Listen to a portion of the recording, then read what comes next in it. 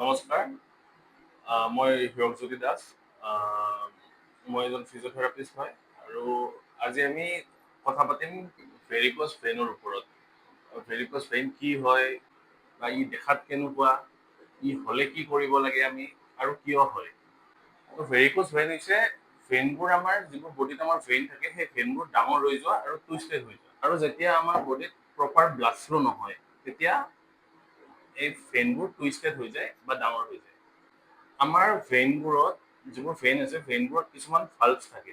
Normally আমাৰ ভেইনৰ ভাল্ভছবোৰৰ কাম হৈছে ব্লাড, আমাৰ যিখিনি বডিত ব্লাড থাকে ব্লাডখিনিক আমাৰ বডিৰ পৰা হাৰ্টলৈকে ঠেলি দিয়াত সহায় কৰে। এতিয়া এই ভাল্ভছবোৰ দুৰ্বল হৈ যায়, তেতিয়া আমাৰ সেই ব্লাডবোৰ আমাৰ ঠাই বা ধৰক আমাৰ কাফ ভৰিৰ আমি অসমীয়াত কলাফুল বুলি কওঁ, তো সেইখিনি জেগাত আমাৰ জমা হৈ পেলাই একদম পাৰ্পল কালাৰৰ, ডাৰ্ক পিংক কালাৰৰ, মানে একদম গুলপীয়া কালাৰৰ এনেকুৱা টাইপৰ আমি সৰু সৰু মানে ভেইনছবোৰ আমি দেখা পাওঁ।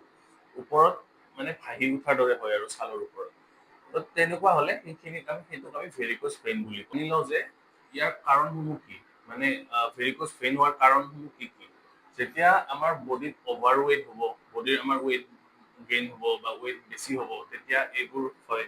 কাৰণ তেতিয়া বডিৰ ৱেইট যেতিয়া আমাৰ বাঢ়ি যাব তেতিয়া ব্লাড ফ্ল' আমাৰ কমি যায়, তো তেতিয়া ভেৰিক'জ ভেইন হয়। আমি যেতিয়া এটা জেগাত বহুত সময় বহি থাকিম, তো তেতিয়া আমাৰ হয়। আৰু প্ৰেগনেঞ্চিৰ টাইমত বিশেষকৈ দেখা যায় ভেৰিক'জ ভেইন।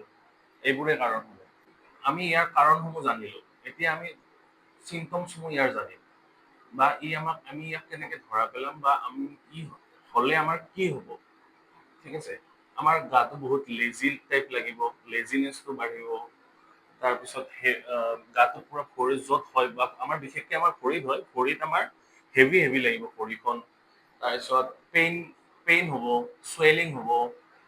তাৰপিছত আপোনাৰ যে পুৰাৰ নিচিনা আমাৰ ভৰিখন এনেকুৱা লাগিব যে মানে পুৰাৰ নিচিনা লাগিব, বাৰ্ণিং চেনচেশ্যন টাইপ লাগিব। তো এইবোৰ আমি সমস্যা দেখা পাওঁ।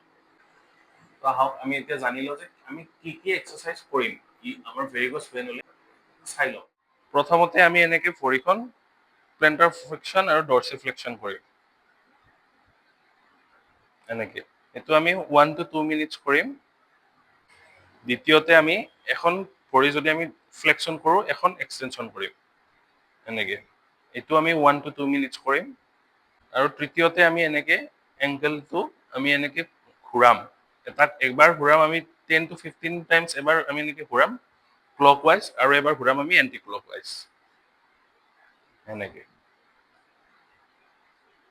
ফৰ্থ এক্সাৰচাইজটো হ'ল আমি এনেকে আঙুলিকেইটা ফ্লেক্সন এক্সটেনশ্যন কৰিম, এইটো মুভমেণ্ট কৰিম এনেকে 1 to 2 মিনিটছ আমি কৰিম।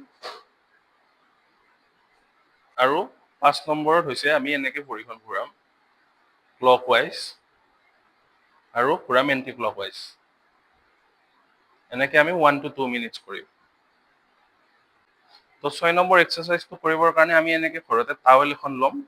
টাৱেল এখন লৈ পেলাই আমি ভৰিখন এনেকে টাৱেলখন আমি টানিম, এনেকে ভৰিখন আমি ওপৰত উঠাই দিম। তো আমাৰ যেতিয়া উঠাই দিম, আমাৰ এইখিনি জেগাত কাফ মাছল আৰু ইয়াতে আমাৰ এটা টান টান লাগিব। তো এইটো আমি 6 নম্বৰ টাইম কৰিম, এনেকে 10 বাৰ কৰিম। তো আগৰটোৰ ধৰণে আমি 7 নম্বৰ এক্সাৰচাইজটো টাৱেলখন এনেকে আমি লগাই ল'ম ভৰিৰ একদম আঙুলিখিনিৰ ভৰিৰ তলতে। তাৰপিছত এনেকে আমি টাৱেলখন টানিম, নিজৰ গাৰ পিনে টানিম।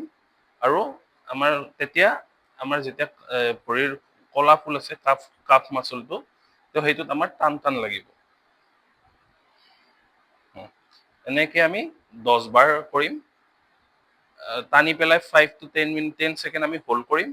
এনেকে আমি 10 বাৰ কৰিম। আগৰটোও ছেম সেনেকুৱাকে 5 to 10 ছেকেণ্ড আমি হোল্ড কৰি 10 বাৰ কৰিম। এক্সাৰচাইজখিনি গম পালোঁ কেনেকে কৰিম। এনেকে নিয়মীয়াকৈ আপুনি ঘৰত কৰি থাকিব, তেতিয়াহ'লে আপোনাৰ সমস্যাবোৰ, ভেৰিক'জ ভেইনৰ সমস্যাবোৰ আপোনাৰ সমাধান হ'ব। লগতে আৰু যদি আপুনি আমাক ভিজিট কৰিব খোজে, তেতিয়াহ'লে আপুনি তলত যিটো নাম্বাৰ আমাৰ কণ্টেক্ট নাম্বাৰ, আমাক কণ্টেক্ট কৰিব। আৰু ইয়াৰ ওপৰত যদি আৰু কিবা আপুনি জানিব খোজে, তেতিয়াহ'লে আমাক নিশ্চয় সুধিব। ধন্যবাদ।